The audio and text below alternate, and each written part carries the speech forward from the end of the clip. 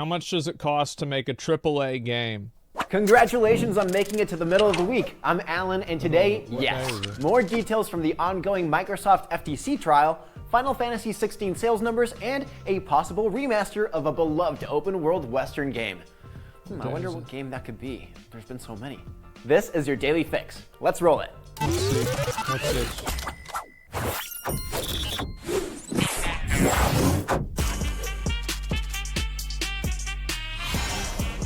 It's no... Come on, like, that's way too long. Calm down. I felt like I was watching, like, a fucking music video for... I'm trying to think of, like, what would be a good one? Like, The Grateful Dead. What the fuck? Secret that developing a huge blockbuster AAA game is an expensive endeavor.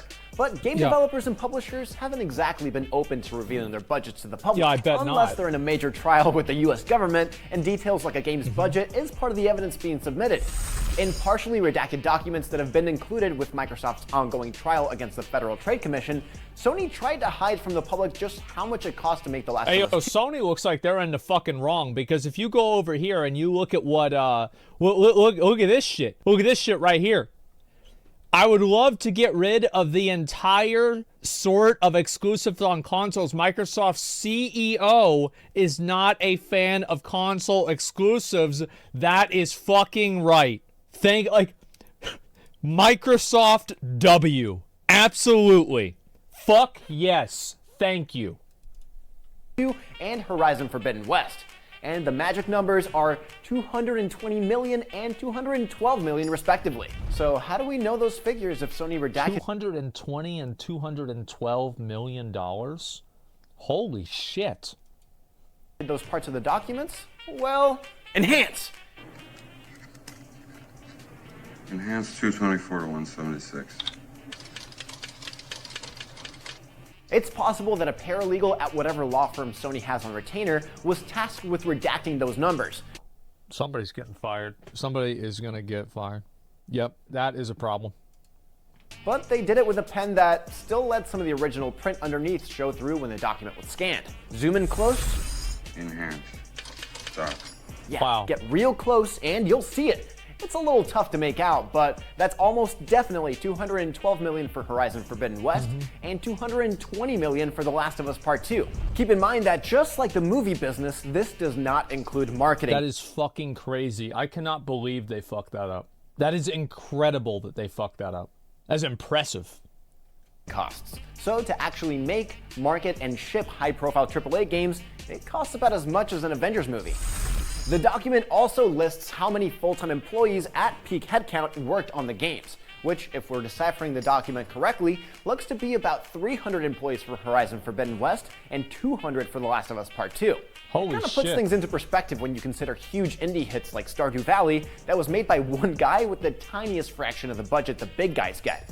And that's why indie gaming is growing, because they don't need 200 people and $200 million.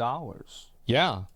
It isn't worth it to spend the money and hire all that talent. It's just crazy to get a peek behind the curtain and see how different things are from game to game. Anyway, the trial will be continuing throughout the week, so stay tuned to IGN for the latest developments. Holy shit. In kinda sorta related news, Final Fantasy 16 sold a ton of copies. Congrats, Square Enix. Specifically, they sold more than 3 million in its first week. This includes physical and digital sales for the PS5 exclusive. There is one caveat though. According to GameIndustry.biz's Christopher Dring, UK sales for the physical copy of Final Fantasy 16 are 74% lower than those of Final Fantasy 15. But the game still managed to be the top video game sold during this week. So it's pretty obvious that digital sales are pulling most of the weight there. So I also think the game Final Fantasy 16 will probably have more replay value. So it'll be popular for a while. PS5 too expensive? Oh yeah, nobody over there has money. How are Final Fantasy 16 sales numbers related to the Microsoft trial?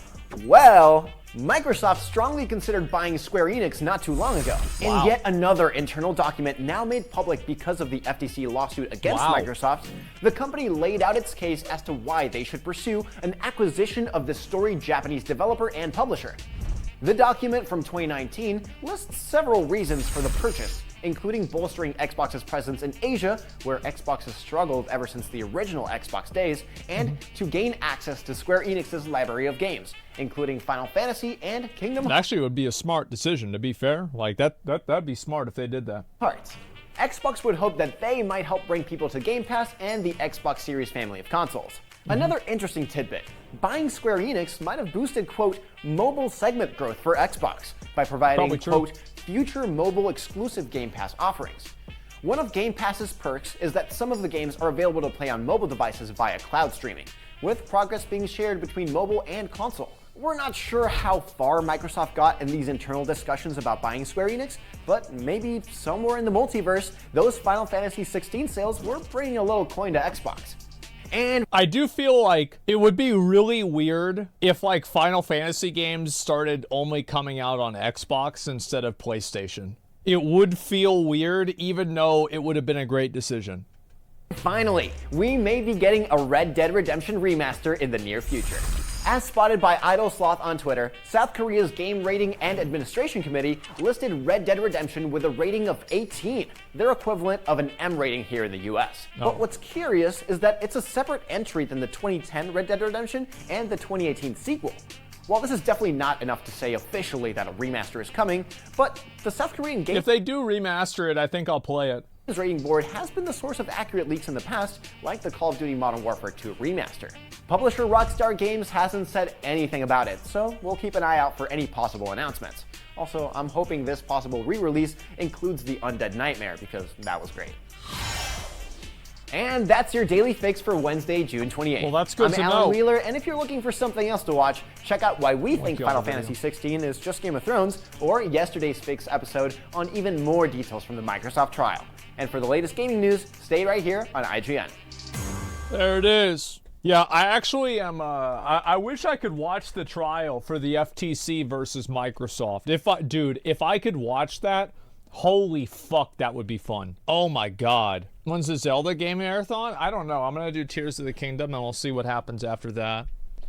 The trial sounds fun as hell. Yeah, I know. Easy 200k viewers. Yeah. Unreal Engine 5.2 is making the cost of these games, AAA games, easier, and the time to produce them is less. So works as a dev in a studio of 32 people. These numbers are mostly stupid because they refuse to use better engines. Well, it's also like a lot of these companies are just bureaucracies. Like, am I the only person that, like, my experience on Twitter hasn't changed after Elon Musk fired 90% of the people? Like, Twitter seems to be the same to me. What the fuck were they doing? Nothing. Like, banning people. Who gives a get the fuck out of here?